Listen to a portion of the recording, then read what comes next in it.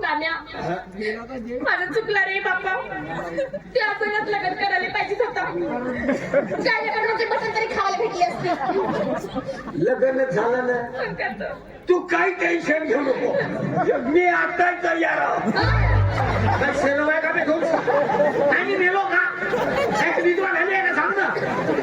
असा लाच मारीन का नाही घरावरी कोलांड्या टाकत झाली चालत. खरं होईल रे. तू यायला म्हणतेस का तुझ्या सगळं लग्न केलं होतं तू बरा झाला असता. याची अवकाश किती आहे माहिती. एक पोरगी याच्या सगळं लग्न करायला तयार. कुणी इसल्या वाश येते म्हणजे दूर दूर पडते त्याच्यापासून.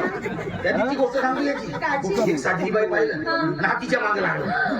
जसा कोंबडीच्या मागे कोंबडा लागते ना तशा ते घराची तिथं आहे तिच्या घराची.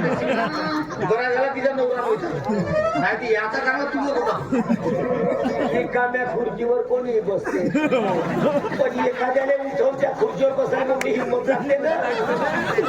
काय लागलो काय आरोप नको वयावर. हा आता ढवऱ्या कामावर गेल्यावर बायाला टाइमपास करायला काही राहत नाही म्हणून बोला चालण्यासाठी जातो.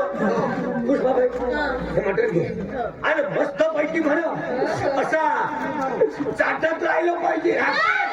मोठं मोठं 17 वेळा सांगत आहोत रिकामी जागा बघून 16चा नाही सांगत.